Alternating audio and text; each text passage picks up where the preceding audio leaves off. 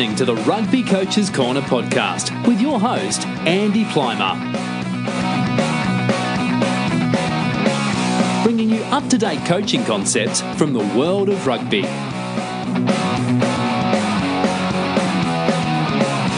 Sharing ideas to make the game better.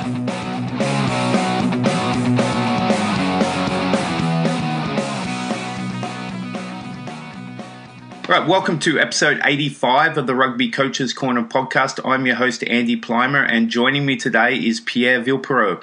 Pierre is a former Toulouse and French national player, receiving 34 caps for his country. He has had coaching roles with Toulouse, Italy, and France, and was their assistant coach during the 1999 Rugby World Cup. He then went on to be the technical director for the French Rugby Federation and also held similar roles with World Rugby. In 2018, he was inducted into the World Rugby Hall of Fame, and it's an absolute pleasure to have him on the show. So bonjour et bienvenue, Pierre. Good. Very happy to be with you and to speak about my philosophy of rugby. Awesome. I'm really excited. Evidently, you have to know that my first contact with this philosophy was when I was a student in physical education, and I went on a course in the north of France, which was not a place for the rugby, but there was another teacher in physical education, which give me the method, a learning process completely new,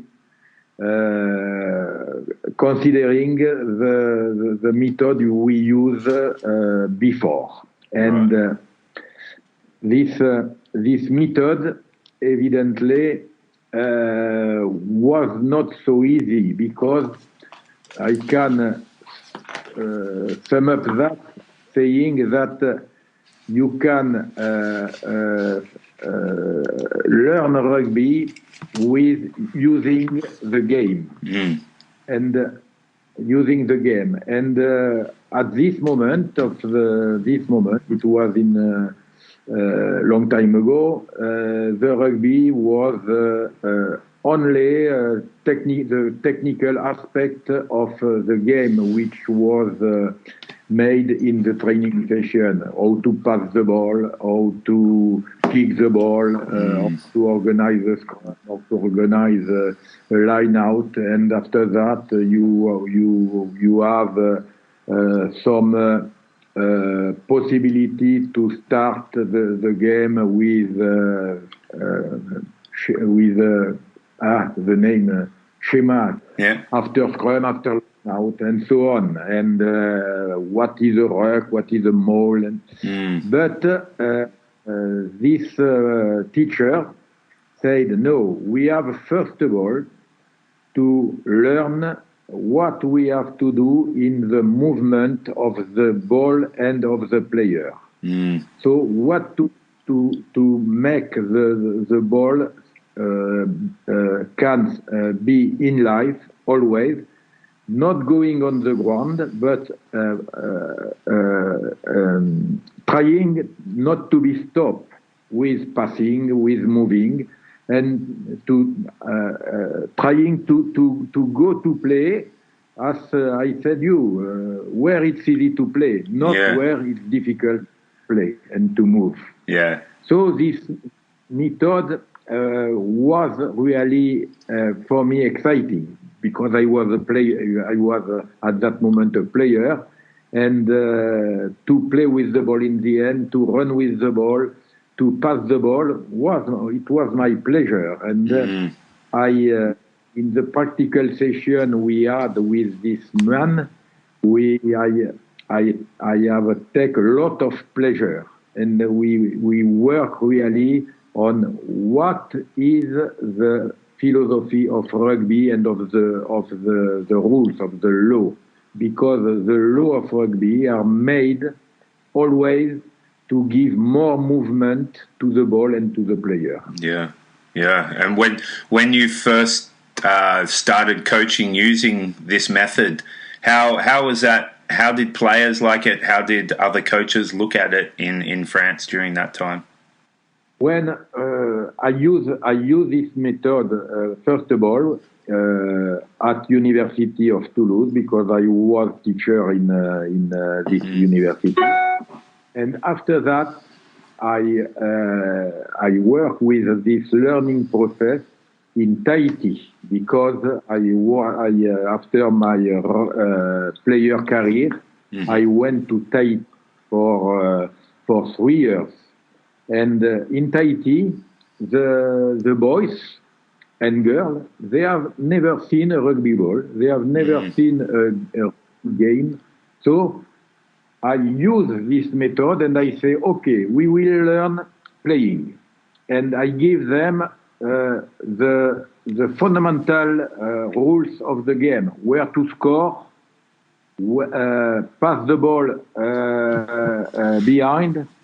If you are tackled, you are obliged to leave the ball for the game, and that's all. And with these three rules, they play and they take pleasure. And after 3 years, I have organized in 10 schools this manner to learn rugby and to practice. And after 3 years,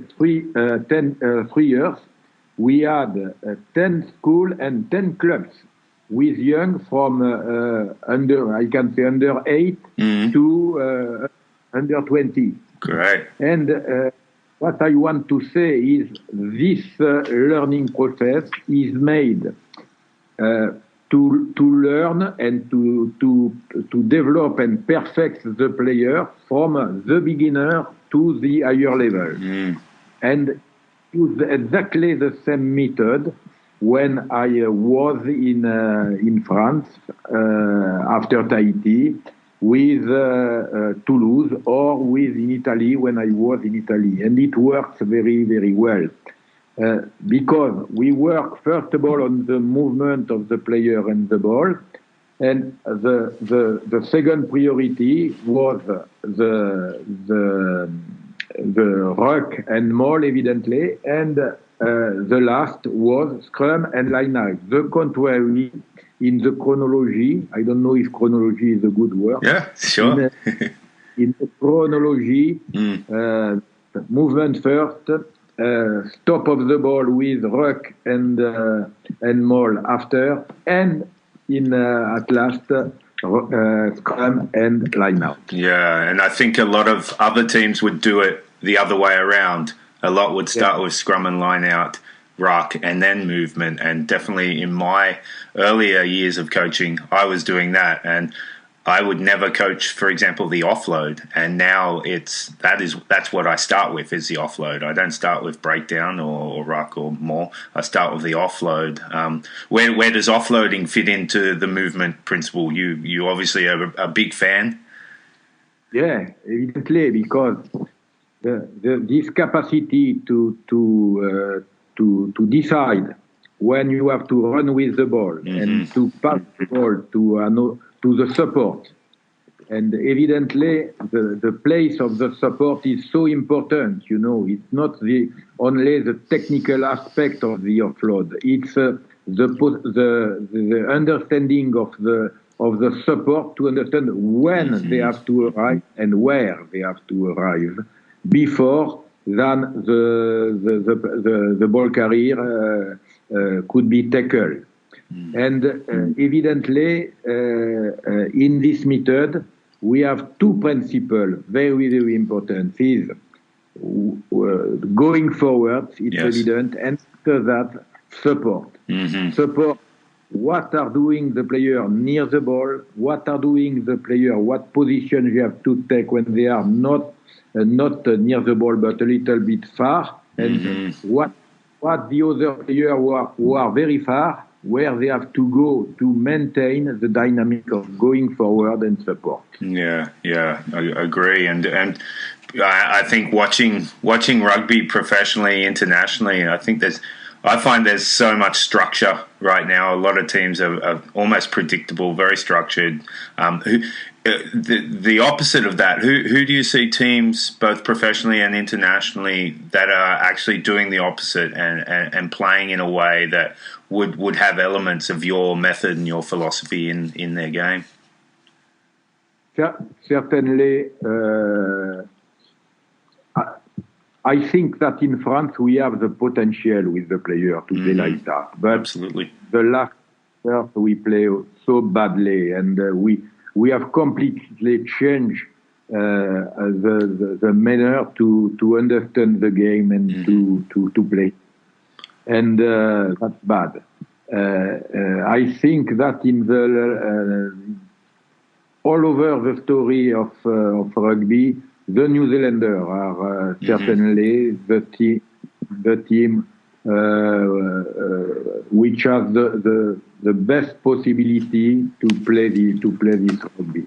Yeah. Because they are structured, but they have also the liberty to go out from the structure. Yeah. You know, they have this liberty to decide that you have to change the game. I think they have this liberty. I am a good friend of Wayne Smith. I don't know if you know him. I know him very. I don't know him personally, but I would love to have him on the show. And I know he's good friends of yours and learnt a lot from you. And Wayne have also this philosophy of rugby, and I think he have work very well with the All Black team, and Stevenson too, that I know well. For me, you know, I have worked with this method not only in Tahiti, where there was no rugby, but with Toulouse, with Italy, and also with the French team. And always it was, I can say modestly, that there was good result, you know, good result. Toulouse today is certainly the team which is more representative of this rugby. Right. Because, now with the virus, we don't know. yeah, for sure. One of the listeners has asked me. His name's Ben, and he asked me to ask you about the utility principle. I haven't heard of it before, so I'm pretty excited about this one. Can you explain the utility principle, possibly? The utility principle is for when you have a situation, a game situation. The ball player who have the ball make a decision, a good or a wrong decision. It doesn't matter. But all the other players have to understand what they have to do in relation with this decision. You know, if they are near the ball or far from the ball. The understanding of the situation is very, very important, and they have to say where I am useful. I am useful near the ball. I am useful in another place. I am now in the future and not in the present. And that's the utility principle. I know that you have not really a good word for that, but it's the capacity for the player to understand well where they have to go, you know, when you have a situation. And this situation can change immediately, because the situation at this moment, in 1 second after, it's another situation. People can be, and they have to adapt. So the principle of utility is the capacity to have adaptability to change what you have previous. Yeah. So I really like how you talk about that they have to try and play what's happening in the future, and they actually don't know, but they have to have a menu of options to decide from in that moment. You see, when you saw playing the best player, they are not the more physically the best, certainly, but they are always placed at the good. They are always at the good place. Yeah. You know, because they are in the situation before the decision of the career, and they are in the situation after. They have understood what can happen after. Yeah. And for instance, if you saw the video of some sequences of the All Black, you saw the ball carrier would take a gap, and you have other players who are running before him, you know, in front of him, where it can be good to be useful, you know, and that's the capacity to understand the decision of the ball carrier and to understand where they have to go in the continuity of the sequence. Yeah, so that role of the support player and the running lines that they make is crucial. Yeah, exactly. Yeah, and the best player have always un temps d'avance, a moment ahead. Ahead. Yes, that's right. Yeah, cool. Yeah, you speak about players who are not very big physically, but make those decisions really well. As soon as you said that, I thought about Conrad Smith with the All Blacks is a perfect example of that, and also Aaron Smith, the way he runs as a scrum half compared to that. I think both those players do those roles really well. He was not strong, he was not too fast, but he was really clever, and he have a good understanding. He was able to read the game quicker than the other. And this capacity to read the game quicker of the other is what I am looking for in this learning process from the youth to the higher level. And for you, the only way to do that is through the game, by teaching them with the game. Yeah, it's to work with opposition in the training session. Because if you have not opposition, it's evident that it's easy. You can work without opposition, you are good because you have no problem. The problem is the opposition. So it's necessary to work in opposition, team against team, but not only that. Also, when you have identified what is wrong, team against team, you can go to exercise where you can work with a smaller group, 6 against 6, 5 against 5, 2 against 2, 2 against 1. You can, but after that, you have to work again in the full game. Right. And if you're planning a session, if you were to turn up to a club and you've never coached them, you've never seen them, would you simply start with a game, observe, and then design some sessions around that, or would you come in with a preconceived idea about what you want to teach them? Oh, I will start using the game immediately. First of all, to understand, to know better the player, to understand their potentiality, and also to have a look about what is good and what is wrong. And the game played collectively, it is the complexity of rugby. You know, you are in the full complexity of rugby because you have a lot of disorder, and you have to create order using the game with this principle. Where are you? What to do? Where to go? And so on. They are at the beginning. It's necessary to that the player and the team have experiences. They have to live experiences, and it's evident that when you act, the memory of the cerveau, of the brain,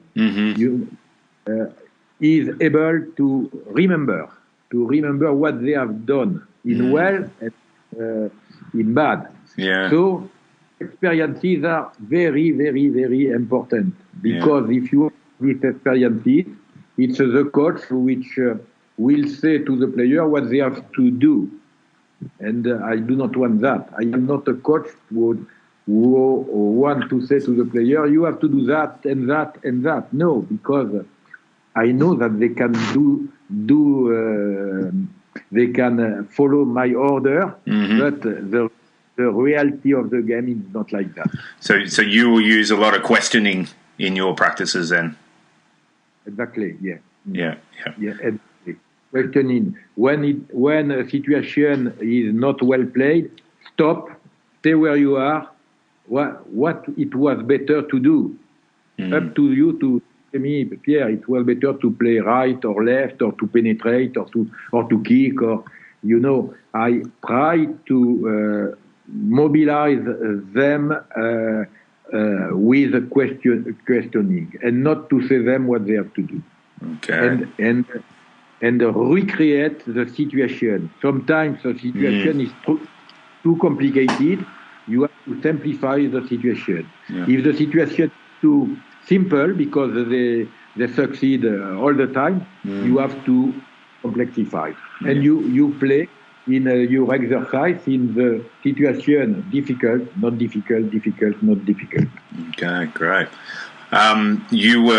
You were assistant coach for France in the late 90s, and it was a really golden age for both French rugby, but also Australian rugby at that time. They met in the Rugby World Cup final in Cardiff. I think France had won the Five Nations 2 times. Australia had won the Bledisloe. They haven't won that for a long, long time. But it was a wonderful era and a great meeting of 2 teams in that final.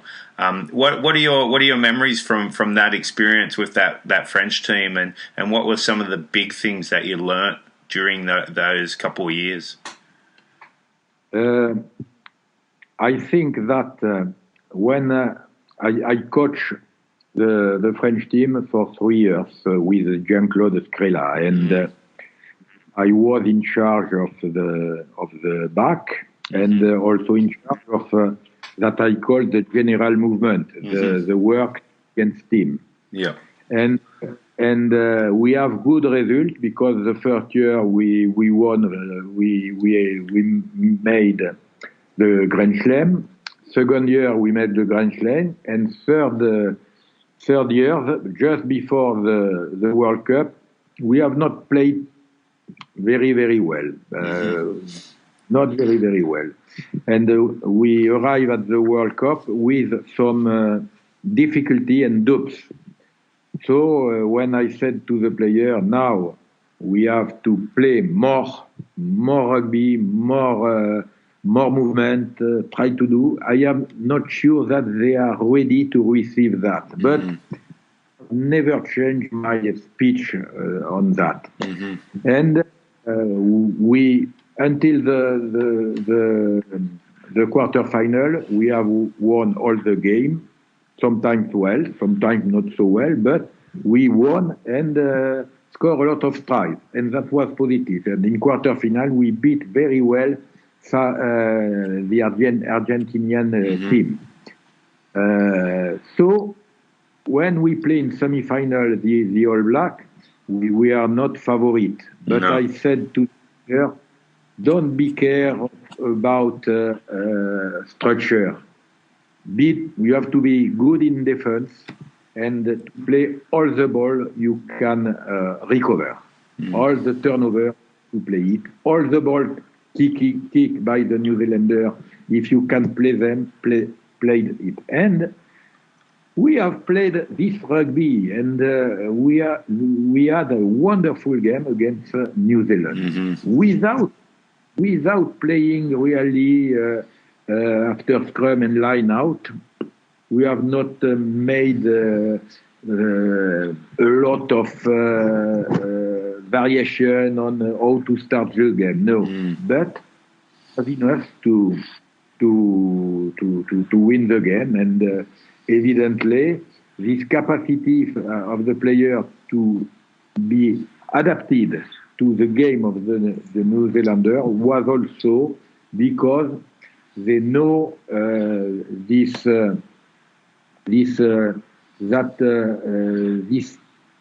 their capacity of adaptation to react immediately when they have recovered the ball. In Cardiff, I think that they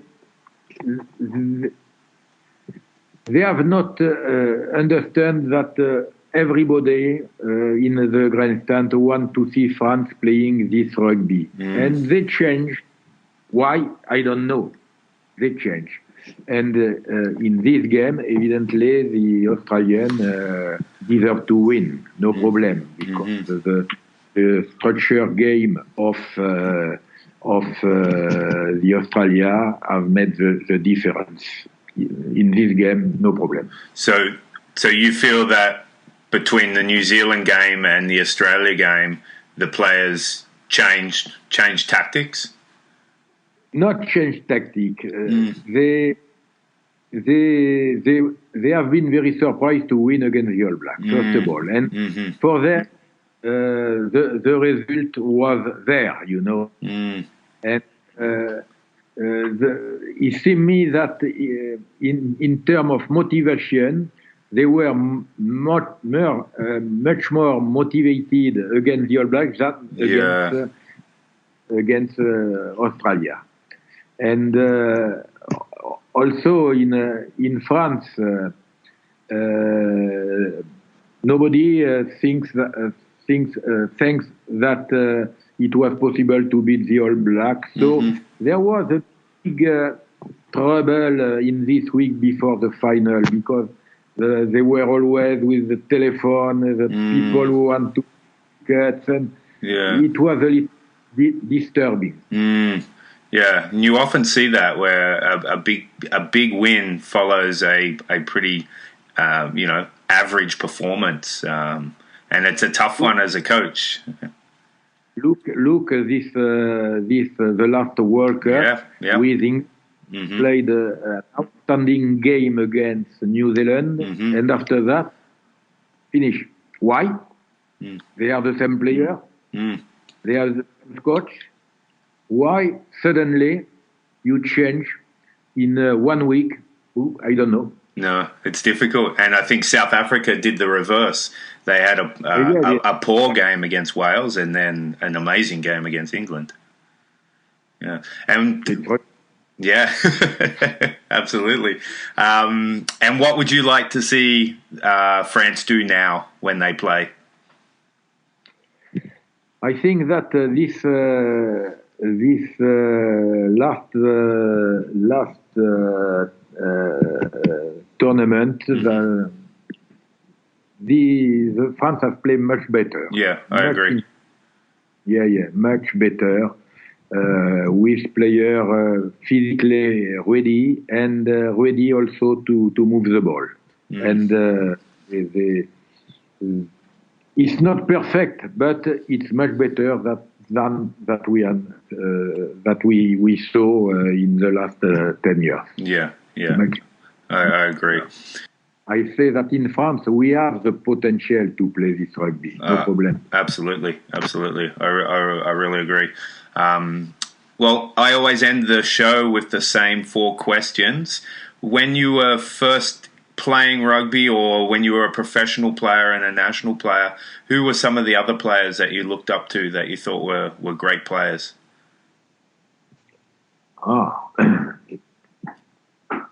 When I was a player in 71, I was invited with other people from South Africa, Australia, New Zealand, 2 Fijian boys, and 5 French to the centenary of England. and we have a 4 game, 3 preparation game against the provincial side, and a test match against England in Twickenham. And evidently, to stay 1 month together with a player like Colin Meads, Kirkpatrick, David de Villiers, the South African, Frick Duprez, Greg Davis from Australia, all these players, outstanding players, give a lot of confidence in you, to play the rugby. And we won all the game without really. The coach of this team was Brian Lohor. Yeah. And Brian was not a coach which say you what you have to do, but give you really a spirit. What make your best to be individually and collectively the best. Cool. Maintain the speech, and it works really very well. He said, I cannot say you how to play. You know how to play rugby. So, create the good spirit. Yeah, great. That's awesome. And what about now? Who are some players that you like watching? In Europe, player like Gareth Edwards was an outstanding player. Barry John. The Welsh team was really good at that moment when I played. Yeah. And there was in each country, in each generation, some outstanding player. Today, player like Barrett is really a good one. You have in Australia, you have the captain, the flanker. Hooper or Pocock. Hooper or Pocock. Yeah. Oh yeah. The boss. Very complimentary. That's right. Yeah. And it's necessary in the best team. When you win, you have necessary player like that who are the leader. If you have not that, it's impossible, because the leader are the thumb, I can say, of the team. Yeah, no, agree. And what about coaches? Who are some high-profile coaches that you respect how they coach? I tell you, Wayne Smith. I know him much better, and also the coach at in the 90 of England, Jack Howell. Okay. Because he was always he had always he had always the will to understand different things, to different way of coaching. And he invited me each for 1 month, each Tuesday, to have the possibility to make session with England. And it was interesting. I had 30 players, 2 teams, and he want to know do in the general movement, how I can work. That's great. And that was really a big experience for me. Yeah, that's awesome. And last question, who's some coaches who maybe we haven't heard of that you like what they're doing? And I have a good, I have forgotten. I have a good feeling also with the coach of Australia for the World Cup '99, because after that we were both in the rules commission at IRB, at World Rugby. Yeah. No, he is. Well, yeah, very good. Yeah. And what about, last question, what about some coaches that we don't know of, but you know about, who are doing really good work? I think at the moment that Galtier, the new coach, has the capacity to change a lot the game and the player. Yeah. The only thing of Galtier that he has a relationship very difficult with the player. Always where he goes, it was not easy. But he knows the rugby, he knows the method, he has good thinking about that, and maybe he can succeed for the next World Cup in France in 23. Oh, why not? Fingers crossed. Hope so. Okay, Pierre, it's been an absolute pleasure talking to you. I've really enjoyed it. I've learnt a lot, and I think listeners will get a lot out of it. So I really want to thank you for coming onto the show and talking about your method. And merci beaucoup. Merci à toi, Andy. C'était un plaisir. It was a pleasure. Perfect. Cheers.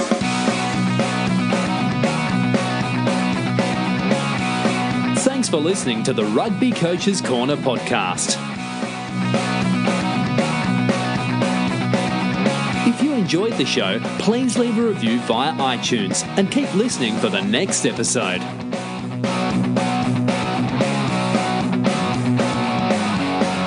You can also follow us via Twitter at RugbyCoachesCNR or via the website therugbycoachescorner.com.